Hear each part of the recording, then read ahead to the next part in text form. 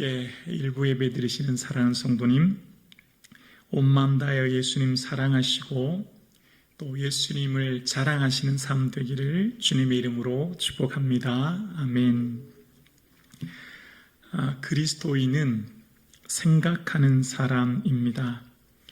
이 시대와 인생에 대해서 일어나는 일들과 사건에 대해서 깊이 생각하는 사람이요. 그래서 예수님께서도 자주 말씀하셨죠. 하늘에 나는 까마귀를 보라고요. 들에 피는 백합화를 보고 생각하라고요. 생각하지 않은 그리스도인들은 어떻게 될까요? 시대의 흐름에 떠밀려 다닙니다. 그래서 남들 따라 살아가는 인생이 돼요. 남들처럼 살려고 애쓰고 흉내내려고 하죠. 그래서 깊이 생각하지 않으면 시대의 노예가 됩니다. 그래서 이 시대의 주장, 가치, 선동에 함몰됩니다. 이 시대의 시류에 떠밀려가지 않으려면 우리의 믿음의 닻을 깊이 내려야 됩니다. 그 닻이 바로 예수 그리스도이기에 예수 그리스도를 깊이 생각하셔야 합니다. 특별히 시류에 일어나는 일들뿐만 아니라 내 마음에 일어나는 수많은 생각들, 마음에 일어나는 수많은 것들을 잘 유의하여 살펴야 합니다. 오늘 예배 드시는 사랑하는 성도님, 여러분이 오늘 예배 드리시기 전까지 일주일 동안 어떤 생각을 가득 담고 계셨나요? 여러분의 일주일 동안 어떤 생각 속에 사셨는지요? 우울한 마음도 습관입니다 라고 하는 책을 쓴 서울여대 박상미 교수가 이런 얘기를 합니다. 여러분 334 법칙이라고 들어보셨습니까? 모든 사람들은, 이 땅에 사는 모든 사람들은 다 인간관계로, 그러니까 사람으로 힘들어한대요. 첫 번째는 가족이 제일 상처를 많이 받고, 두 번째는 직장 동료라고 합니다. 가까이 직장생활하는 동료, 주위의 이웃들로부터 상처를 가장 많이 받는다고 합니다. 그래서 내 주변에 있는 사람들 전체를 이렇게 10명으로 붙이면 그 중에 이렇게 3명은 내가 뭘 해도 나를 싫어하는 사람이래요. 내가 어떻게 해도 너를 싫어하는 사람이랍니다. 그러니까 나를 싫어하는 사람이 있으면 나타나면 이 3사람 중에 하나구나 생각하면 된다는 거예요. 또 여기 3명 있습니다. 여기 3명은 내가 뭘 해도 나를 좋아한대요. 내가 혹 실수하고 잘못해도 늘 나를 지지하고 좋아한대요. 여러분 속에 혹 주위에 내가 실수하고 잘못해도 내 주위에 좋아하는 사람 있으면 은혜를 생각하시고 많이 사랑하시길 바랍니다. 나머지 잘못했군요. 이렇게 셋인데 이렇게 셋, 이렇게 셋인데 그리고 남으면 몇 명이죠? 4명이 남잖아요. 이 4명은 나에게 아무 관심이 없대요. 내가 뭘 해도 관심이 없대요. 좋지도 싫지도 않대요. 그러니까 우리가 사는데 이 세상에는 뭘 해도 날 좋아하는 사람은 꼭 있고, 반대로 내가 뭘 해도 싫은 사람이 있다는 거죠. 이런 얘기를 하더라고요. 사람들이 다 사람 때문에 어려운데 어떤 사람은 나는 사람 때문에 힘들어 본 적이 한 번도 없어요. 나는 인간관계 때문에 힘든 적이 한 번도 없어요. 그런 사람이 있다는 겁니다. 그런 사람이 있는데 어디 있냐 봤더니 교도소에 있더래요. 그것도 중강력범죄자들 중에 알고 봤더니 사이코패스 이런 사람만 있다는 겁니다. 인간관계에 아무 문제 없는 사람은 이런 사람만 있더라는 거예요. 그러니까 인간관계가 아프고 힘든 사람은 특히 정이 많은 사람이래요. 타인에 대해서 사랑이 많고 관심이 많은 사람. 당연히 사랑하는 사람에게 더 많이 상처를 받는 거죠. 그러니까 여러분, 우리가 지금 여러분 마음에 상처가 많다면 나는 사랑이 많고 정이 많은 사람이구나. 극히 정상이라고 생각하시면 돼요. 정상. 아무 문제 없다는 거죠. 아무 문제 없는 당연한 모든 사람들이 그렇게 살아간다라는 거예요. 그러니까 내가 무슨 상처를 받으면 내가 무슨 문제가 있는가, 내 인생은 왜 이런가, 그를 생각할 필요가 없다는 겁니다. 다 그런 생각하면서 산다는 거예요. 오늘 본문에 등장하는 빌립보 교회요. 빌립보 교회는 바울에게 너무 고마운 교회였습니다. 바울이 감옥에 있을 때 에바브로디도를 보내서 바울을 도와줬던, 그래서 빌립보 교회를 향해 나의 사랑, 나의 기쁨, 나의 멸류관이라고 얘기해요. 그런데 성경을 보면요, 100% 완벽한 교회는 존재하지 않습니다. 그 중에서도 바울을 싫어하는 사람이 있었습니다. 그래서 바울 선생 없어도 우리 빌립보 교회 잘 된다, 우리 바울 선생 없어도 우리 교회가 잘 되는 걸 보여주자라고 하면서 거칠애로 투기와 분쟁으로 복음을 전하는 사람들이 있었다는 거예요. 반대로 바울 선생님이 없으니까 어떡하지? 우리가 바울 선생 목까지 전도하자, 그분이 없는 빈자리를 메꾸자, 우리가 더 열심히 전도하자. 그래서 착한 뜻으로 참으로 복음을 전하는 사람들도 있었다라는 거예요. 그러니까 지금 빌립보 교회에서 바울을 좋아하는 사람도 있지만 반대로 어떻게 해요? 싫어하는 사람도 있었다는 거예요. 여러분 기억하세요. 예수님도 싫어하는 사람들이 있었죠. 가는 곳곳마다 예수님 싫어하는 사람이 있었고, 심지어 예수님이 직접 택한 12명 중에도 한 명 있었잖아요. 심지어 예수님을 팔았잖아요. 그러니까 바울을 싫어하는 사람이 있다는 건 당연한 거고, 여러분 주위에 여러분 싫어하는 사람이 있다는 건 당연한 거예요. 그 한 사람 때문에 너무 신경 쓰지 마세요. 나는 그 한 사람 때문에 밤잠도 못 자고 밥도 못 먹고 가슴 아픈데 그 사람은 여행 다니고 취미생활하고 맛집 다니고 잘 다녀요. 나만 손해요. 그러니까 오늘 예배 드리시는 사랑하는 성도님, 여러분 삶 가운데 누군가 여러분을 미워한다면 걱정하지 마시고 그 사람 너무 신경 쓰지 마세요. 또 빌립보 교회에 또 문제가 있었어요. 성도들끼리 문제가 있었는데, 성도들끼리의 갈등은 뭐였냐면, 우리로 말하면 여전도의 회장쯤 되는 유오디아 권사님과 권사의 회장쯤 되는 순두계 권사님이 다툼이 일어난 거예요. 뭐 정확한 건 모르겠지만 아마 이런 것 때문에 그런 것 같아요. 교회 김장을 막 하는데 유오디오 권사님은 교회 김장을 좀 짜게 하고 맵게 해야 된다, 이거 오랫동안 먹어야 되니까 좀 짜게 맵게 해야 된다 이러니까 이 순두계 권사님은 지금 무슨 말이냐고, 싱겁게 해야 된다고, 고혈압 온다고 아마 이런 것 때문에 문제가 생겼던 것 같아요. 그래서 교회가 지금 어려움에 처했어요. 여러분, 교회는 진리 때문에, 본질 때문에 싸우지 않아요. 비진리, 기호, 절차, 방법, 자기 주장, 별거 아닌 것 때문에 싸워요. 교회 건축할 때 고딕 양식으로 교회답게 짓자. 아니, 교회는 현대식으로 지어야 된다. 교회 장의자를 놓을 때 거룩하게 멋진 장의자를 놓지. 아니, 사람들 편한 의자 넣어야 된다. 창문을 몇 개 해야 된다. 이런 것 때문에 싸우는 거예요. 별로 중요하지 않은데 싸우다 보면 거기에 뭐가 걸려요? 자존심이 걸려요. 자존심이. 양보할 수 없는 자존심이 걸리니까 그 때문에 심지어는 교회를 떠나는 거예요. 평생 원수가 되죠. 그래서 사도 바울이 그 얘기를 들은 거예요. 그래서 여러분, 한마음 품으십시오. 한마음. 다툼이나 허용으로 하지 마십시오. 다툼은 왜 생기죠? 서로 경쟁의식 때문에 더 잘하려고. 교회는요, 늘 더 잘하려고 싸우는 거죠. 더 잘 봉사하려고, 더 좋게 하려고. 허용은 뭐예요? 우월의식이에요. 은근히 남을 무시하는 거예요. 나보다 낫다, 내가 더 믿음이 좋다, 그런 것 때문에 문제가 생긴다는 거예요. 그래서 나보다 남을 낮게 여기십시오, 이렇게 하면서 얘기하는 거예요. 교회는요, 1000사람이 모이면 1000사람의 주장이 달라요. 10,000사람이 모이면 10,000사람의 주장과 생각이 달라요. 다 생각이 각각이에요. 마음이 같을 수가 없어요. 내 아내랑 남편도 마음이 안 맞는데 어떻게 교회 수천 명의 마음이 맞겠냐고요. 그런데 바울이 제시해요. 한 마음. 누구의 마음이에요? 바울의 마음? 내 마음이요? 아니면 에바브로디도 마음이요? 아니요. 한 마음이 오늘 본문에 나와요. 바로 5절이에요. 너희 안에 이 마음을 품으라. 곧 그리스도 예수의 마음이니. 예수님 마음 품으라는 거예요. 신앙생활하는 사람들, 이 땅을 살아가는 사람들은 딱 한 가지 기억하라는 거예요.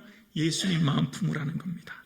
닭이 알을 품으면 20일이 지나면 병아리가 되듯이 예수님을 오래 품고 있으면 내 삶이 바뀐다는 거죠. 신앙생활하는 모든 핵심이 여기 있습니다. 예수님 사랑하고 예수님 자랑하는 것. 이게 핵심이에요. 왜 우리가 성경 공부해요? 왜 제자 훈련하고, 왜 봉사하고, 왜 예배 드려요? 예수님 사랑하기 때문이에요. 그리고 우리가 세상에서 왜 빛이 되어요? 예수님 증인되는 거잖아요. 자랑하는 거잖아요. 제 아내랑 저랑 닮았다는 얘기를 되게 많이 들어요. 닮았죠? 눈이 쭉 작아지고 쿵짝. 한 20년 지나니까 닮아요. 그런데 외모만 닮는 게 아니라 식습관, 취미, 좋아하는 거 다 닮더라고요. 여러분 예수 믿은 지 몇 년 되셨어요? 예수님 얼마만큼 닮고 계세요? 예수님 많이 닮을 수 있기를 주의 이름으로 축원합니다. 예수님 닮아가는 게 우리의 삶의 목적인 거죠. 자, 예수님 닮으려면 예수님을 잘 알아야 돼요. 예수님이 어떤 분인지. 이제 예수님에 대해서 소개하기를 6절과 8절입니다. 그는 근본 하나님의 본체시나 하나님과 동등됨을 취할 것으로 여기지 아니하시고 오히려 자기를 비워 종의 형체를 가지사 사람들과 같이 되셨고 사람의 모양으로 나타나사 자기를 낮추시고 죽기까지 복종하셨으니 곧 십자가에 죽으심이라. 온 우주보다 크신 하나님, 그 하나님이 자기를 작고 보잘것없는 티끌과 같은 존재로 자신을 제한하셔서 인간이 되셨어요. 엄청난 능력과 권능이 있지만 스스로 무능해지신 거예요. 아무 결정권과 선택이 없는 노예처럼 티끌 같은 존재로 되신 거예요. 왜요? 나를 위해서. 그래서 오늘 본문에 하나님의 본체라고 하는 말 6절에 보이세요? 본체라는 말. 또 7절에 보면 종의 형체라는 말 보이세요? 형체 보이시죠? 우리말 성경에는 본체 또 형체 이렇게 두 단어를 쓰고 있는데 원어 성경을 살펴보면 한 단어입니다. 모르페라는 한 단어예요. 그러니까 우리가 볼 때는 하나님의 본체, 종의 형체라고 하니까 각각 다른 의미로 느껴지지만 헬라어 원어의 성경은 이 모르페라는 한 단어를 썼는데요. 이 본체 같다는 말은 두 가지 의미가 단어를 씁니다. 보통 모르페라는 단어는 본질과 내용이 똑같은 거예요. 우리말로 말하면 겉과 속이 같을 때는 이 모르페라는 단어를 쓰고 겉만 같을 때, 겉만 닮았다라고 할 때는 스키마라는 단어를 씁니다. 그러니까 오늘 본문을 다시 한번 생각해 보면 예수님은 나를 위해 그는 하나님의 모르페셨지만 그는 종의 모르페를 가셨다는 거예요. 다시 말하면 그는 진짜 하나님이셨는데 그는 진짜 온 우주를 창조하시고 다스리시고 통치하시는 진짜 하나님이신데 그런데 어떻게 해요? 나를 위해 진짜 종이 되셨다는 거예요. 진짜 사람이 되셨다는 거예요. 진짜 무능하게 되셨다라는 거예요. 우리가 요즘에 보면 무슨 한 달 살이, 1년 살이 이런 말 있잖아요. 우리가 선교 가면 일주일, 2주일 있다 오잖아요. 그런데 여러분 선교 가서 평생 거기 산다면 어떡할까요? 제 친구 선교사님도 새똥으로 진 집에 아이들 데리고 거기 계속 사는 곳을 봤습니다. 한 달 살이, 1년 살이는 쉽지만 평생 사는 건 상상을 초월하는 일이죠. 예수님은 사람인 척 하지 않으셨어요. 흉내내지 않으셨어요. 진짜 사람이 되신 거예요. 그래서 예수님은 가장 가까운 사람들, 친척들이 예수님을 믿었다 했기 때문에 가까운 사람들로부터 상처를 받으셨죠. 가장 사랑하는 제자들이 십자가에서 도망가고 부인했기 때문에 가장 사랑하는 사람들로부터 배신감도 경험하셨어요. 또 예수님 얼굴에 침 뱉은 모멸감도 직접 느끼셨어요. 또 예수님께서는 십자가를 두고 심한 통곡과 눈물로 고통의 밤도 지내보신 정말 참 사람이 되신 거예요. 예수님은 뭐뭐인 척 하지 않으셨어요. 진짜 사람이 되신 거예요. 여러분 우리가 누구를 사랑할 때 잠깐 사랑할 수 있어요. 사랑하는 척은 할 수 있지만 평생 오래도록 변함없이 그 사람의 어떤 처지를, 어떤 형편을, 어떤 상황을 또 혹 비록 내게 아픔을 준다 할지라도 사랑하는 건 정말 어려워요. 그럼 그 사람을 정말 사랑하는 관계가 되어야 되죠. 여러분 성경에 세상은 사람을 조건, 능력, 환경을 보고 만납니다. 어떤 사람을 만나고 선택할 때 그 사람이 어떤 사람이야를 먼저 보고 만나죠. 선택해요. 근데 성경에는 하나님은 우리를 환경이나 조건이나 외모를 보지 않고 나를 선택하셨어요. 어떻게 알 수 있죠? 창세 전에 나를 택하셨거든요. 내 외모, 내 능력, 내 실력 괜찮아요. 이미 하나님은 창세 전에 나를 택하셨거든요.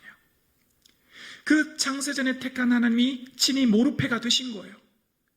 척하는 게 아니라 진짜 사람이 되신 거예요. 왜요? 날 살리시려고 이 땅에 오신 거예요. 모든 것을 포기하신 거죠. 모든 것을 내려놓으신 거예요. 그래서 예수님께서는 오늘 본문 7절을 다시 보면 오히려부터 세 가지가 등장하는데요. 비움, 낮춤, 죽음이에요. 첫 번째 7절에 보면 자기를 비워라고 했죠. 두 번째 8절에 보면 자기를 낮추시고 라고 했죠. 세 번째 8절의 끝에 보면 십자가의 죽으심이라는 거죠. 예수님께서 이 땅에 오신 것은 세 가지. 비움, 낮춤, 죽음이에요. 여러분, 현대사회는 할 수만 있으면 더 채우려고 해요. 더 가지려고 해요. 할 수만 있으면 더 높아지려고 해요. 끝까지 올라가려고 해요. 할 수만 있으면 더 오래 살려고 해요. 더 풍요롭게 살려고 해요. 그런데 예수님께서 지금 하신 이 비움, 낮춤, 죽음은 공감이 안 돼요. 자꾸 예수님 닮으라고 하는데, 그래서 말씀을 묵상하는데 예수님처럼 비우고 낮추고 죽기가 어려워요. 동의가 잘 되지 않아요. 왜냐하면 이 세상의 흐름은, 이 세상의 가치는 더 많이 채우고 더 많이 높아지고 더 오래 사는 가치거든요. 여기서 잠깐 한번 생각해 볼게요. 잠깐 멈추고 생각해 볼게요. 설득력은 탁월함에서 나옵니다.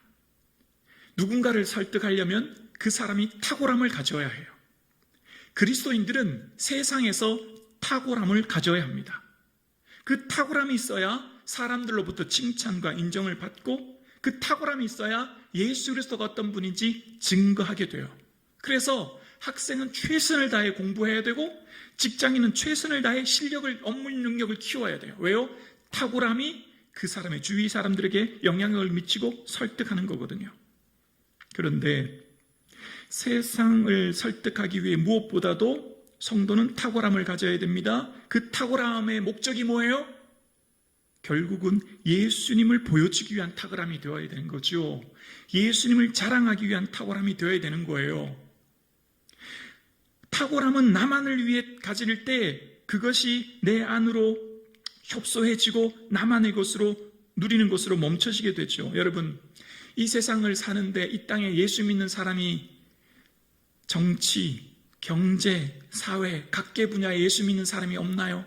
다 있습니다. 그 사람들이 지금도 신앙생활을 하고 있죠.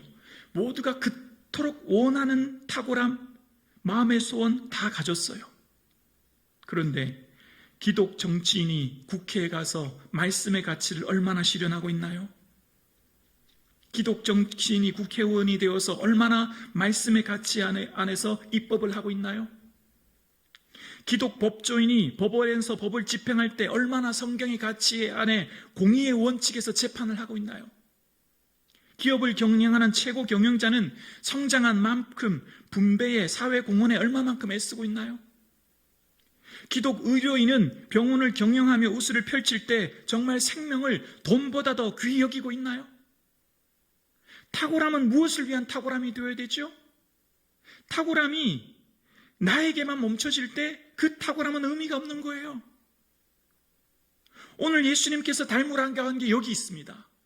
비움, 낮춤, 죽음이에요. 그런데 세상의 가치에서 이 가치를 쫓아가면 우리는 세상에서 비주류가 될 수 있고, 무시를 당할 수 있고, 소홀함, 냉대, 심지어는 왕따를 당할 두려움 때문에 이것을 추구하지 못해요. 또 잠깐 다시 한번 생각해 볼게요. 우리가 오늘날 교회에 와서 열심히 구합니다. 우리 마음의 소원 성취해 달라고, 우리가 원하는 꿈 이뤄달라고. 그 꿈 이뤘다고 해볼까요? 그것을 다 이뤘을 때 여러분, 우리의 삶에 얼마만큼 기쁨과 만족이 있던가요? 눈은 보아도 족함이 없고 귀는 들어도 차지 않는 바람을 잡으려는 것 아닌가요? 천년의 갑절을 산다고 할지라도 행복을 보지 못하면 다 한 곳으로 돌아갈 뿐이래요. 천년을 2번 살아도 재산으로 즐거움을 누리지 못하면 별 수 없다는 거예요.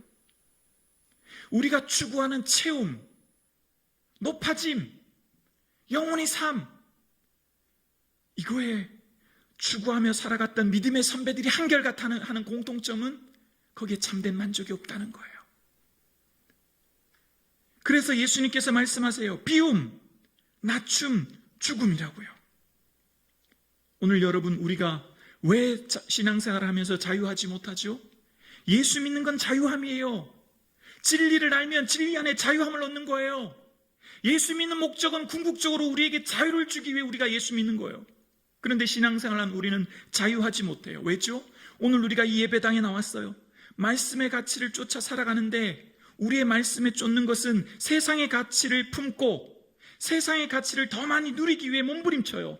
더 높은 연봉, 더 좋은 배우자, 더 많은 영향력, 더 높은 곳, 그것을 추구하면서 애를 쓰며 구하며 애를 노력합니다. 그래서 더 얻지 못해서 불안하고 근심되고 염려되고 심지어는 원망이 일어납니다. 그래서 우리가 믿는 이 믿음을 세상을 얻는 수단으로 전락해버렸어요. 이 믿음이 이렇게 하찮은 게 아닌데, 믿음은 우리의 인생에 자유함을 주는, 생명을 주는 능력인데, 우리의 믿음은 그래서 세상의 패러다임에 갇혀 있어요. 세상의 욕망이라고 하는 것에 지배함을 당해서 자유함을 누리지 못한 채 신앙생활을 하는 거예요. 기쁘지 않고 신앙생활을 하는 거예요. 왜죠? 세상의 가치를 품고 그 피라미드에 더 올라가지 못한 것 때문에. 믿음은 그래서 비록 더 높은 피라미드의 꼭대기에 올라가지 못해도 보배이신 예수 그리스도로 즐거워하며 기뻐하는 자유를 누리게 될 줄로 믿습니다. 또한 이미 더 높은 곳을 향해 올라갔다면, 사람들보다 더 많이 가졌고 더 많은 위치에 올랐고 더 많이 누리게 되었다면, 이제는 우리가 추구해야 될 것이 비움, 낮춤, 죽음을 추구할 때 그 사람으로부터 선한 영향력이 드러나는 거예요. 그 사람으로부터 진짜 탁월함의 능력이 세상에 흘러넘치는 거예요. 아, 예수 믿는 사람은 뭔가 다르구나. 예수 믿는 사람은 저렇게 사는구나. 탁월함의 찐가가 비움과 낮춤과 죽음을 추구하는 사람으로부터 나타나는 거예요. 그 믿음의 사람들이 요셉이었고 모세였고 다윗이었고 다니엘이었어요. 그 탁월함의 위치에서 무엇을 향해 살았는지, 세상과 다른 가치를 추구할 때 그들이 낮아짐을 추구하는 그들의 비움 속에서 주님의 은혜가 나타나는 거죠. 그래서 오늘 본문에 예수님의 마음은 비움이에요. 비움이라고 하는 케노시스는 비었다라고 하는 것은 무를 말하는 거예요. 없음을 말하는 겁니다. 없음. 모든 것을 알지만 이제 전혀 모릅니다. 무지하게 되셨어요. 모든 능력을 행할 수 있지만 이제 아무것도 하실 수 없습니다. 무능하게 되신 거예요. 모든 것을 가졌습니다. 그러나 아무것도 가진 자가 없는 자가 된 거예요. 무소유, 가난한 자 되신 거예요. 그래서 NIV 성경은 스스로 아무것도 아닌 것이 되었다라는 거예요. 모든 것을 할 수 있고 모든 것을 가졌고 모든 것을 이룰 수 있지만 스스로 무지, 무능, 무소유를 택하심으로 아무것도 아닌 존재가 된 것, 이게 비움이에요. 예수님이 그렇게 되셨다는 거예요. 낮추셨어요. 그는 완전히 바닥까지 낮추셨어요. 어디까지요? 복종하셨어요. 순종은 동의하고 이해되는 걸 따르는 걸 순종이라고 해요. 복종은 동의되지 않고 이해되지 않지만 따라가는 게 복종이에요. 예수님은 자신의 생각, 자신의 뜻, 자신의 의지를 내려놓고 동의되지 않지만 복종하셨어요. 이것이 바로 낮춤이에요. 낮춤은 완전히 바닥까지 내가 이해되지 않고 납득되지 않지만 주님이 원하신다면 낮아지는 것, 이게 낮춤이에요. 바닥까지 완전히 낮아져서 순종을 넘는 복종, 이게 우리가 추구해야 될 삶의 자리인 거예요. 그래서 세 번째, 죽음이라고 하는 결말을 맞아요. 모든 것 내려놓았습니다. 심지어 생명까지 내려놓는 것, 그게 바로 십자가였습니다. 100% 완벽한 복종이 아무것도 없는 것, 남기지 않은 것이 바로 죽음이었어요. 죽음의 다른 말은 비움이고 비움의 다른 말은 낮춤이요. 그래서 낮춤의 다른 말은 또한 죽음이에요. 그러니까 비움, 낮춤, 죽음은 각각의 언어가 아니라 한 단어, 그 본질이 같다는 걸 알게 되었습니다. 자기의 주장, 자기의 계획, 자기의 뜻을 비운 사람이 낮출 수 있고 그 낮춘 사람만이 완전한 복종까지 이르는 죽음에 이를 수 있기 때문이에요. 그래서 예수님은 이것을 우리가 품으라는 거예요. 동의되십니까? 이해되십니까? 선뜻 내가 아멘하고 받아들이기가 어려운 말씀이에요. 내가 이 말씀 따라 살면 망할 것 같아요. 내가 이 말씀 따라 살면 무시당할 것 같아요. 내가 이 말씀 따라 살면 왕따 당할 것 같아요. 그런데 주님은 그것을 우리에게 요구하고 계세요. 우리의 삶 가운데 완전한 비움과 낮춤과 죽음의 길로 나아가는 것, 그것을 주님이 우리에게 원하신대요. 오늘 본문에 주목해야 될 반복된 단어가 두 가지가 나와요. 바로 자기라는 단어예요. 7절에 보면 오히려 자기를 비워라고 말합니다. 8절에 보면 사람으로 모양으로 나타나서 자기를 낮추시고 라고 이야기합니다. 삼위 하나님, 일체 되신 하나님께서는 성자 예수 그리스도께서 성부 하나님의 그 뜻과 의지를 가지고 이 땅에 오신 거예요. 성자 하나님도 성부 하나님과 같은 본질을 가지셨어요. 그런데 그 성자 하나님께서는 왜 내가 가야 하는지, 왜 내가 하필 인간의 몸을 가지고 낮아져야 하는지에 대해서 더 이상 말씀하지 아니하시고 누가요? 자기가, 내가, 자기라는 말을 두 번 쓰고 있어요. 그래서 비움, 낮춤, 죽음의 방향은 너가 아니가 나입니다. 너가 비우고 너가 낮추고 너가 죽으라는 게 아니에요. 성경의 가치는 예수님께서 우리에게 말씀하시는 것은 내가 비우고 내가 낮추고 내가 죽으라는 거예요. 방향이 나를 향해 있는 겁니다. 자기라는 말을 반복해서 쓰므로 내 가슴을 찢고 나를 비우고 나를 낮추고 나를 온전히 죽는 것. 그래서 세상이 볼 때 바보 같고 어리석게 보이고 무시당하고 소홀히 여겨지게 되며 외면과 냉대를 당할 것 같은 자리에까지 가는 것. 그까지 가면 어떻게 될까요? 하나님이 가만히 계실까요? 하나님이 그를 그냥 두실까요? 높아졌던 사람, 낮아졌는데, 가득 찬 것을 비웠는데, 그 생명을 주를 위해 죽었는데 주님 가만히 계실까요? 비우고 낮추고 죽었던 사람이 어떻게 되는지 오늘 본문의 기독교의 역설의 진리가 9절에서부터 11절에 나옵니다. 이러므로 9절입니다. 하나님이 그를 지극히 높여 모든 이름 위에 뛰어난 이름을 주사 하늘에 있는 자들과 땅에 있는 자들과 땅 아래 있는 자들로 모든 무릎을 예수의 이름에 꿇게 하시고 모든 입으로 예수 그리스도를 주라 시인하여 하나님 아버지께 영광을 돌리게 하셨느니라. 아멘. 비우고 낮추고 죽으셨던 하나님을, 성자 예수 그리스도를 성부 하나님께서는 높이시고 채우시고 생명을 주셨다. 오늘 본문에 이야기하시는 거예요. 예수 그리스도 자신이 자기가 나 하나 죽음으로 삼위일체 대신 공동체, 우리 이 땅의 온 인류가 살게 된 거예요. 예수 그리스도 한 분이 죽음으로 이 땅의 온 인류가 구원 얻은 거예요. 여기에 기독교의 진리의 비결이 담겨져 있어요. 하늘의 미랄이 땅에 심겨져 죽어야 수많은 열매를 맺혀지는 것, 이게 기독교의 진리예요. 한 사람이 순종하지 않음으로 많은 사람이 죄인 되었고 한 사람이 순종함으로 모든 사람이 의인된 것, 이게 기독교의 진리예요. 내가 죽으면 무시당하고 냉대당하고 아무것도 없는 존재가 되는 게 아니라 그 내가 죽음의 자리에 수많은 생명의 열매를 맺혀지게 될 줄로 믿습니다. 이게 기독교의 복음이에요. 이렇게 살아보면 하나님은 어떻게 일하신가를 알게 된다는 거예요. 예수 그리스도의 비움과 낮춤과 죽음은 예수의 이름으로 구원 얻게 하시고 생명 얻게 하시고 위로를 얻게 하시고 치유를 얻게 해주신 줄로 믿습니다. 아멘이십니까? 제가 좀 너무 흥분했나요?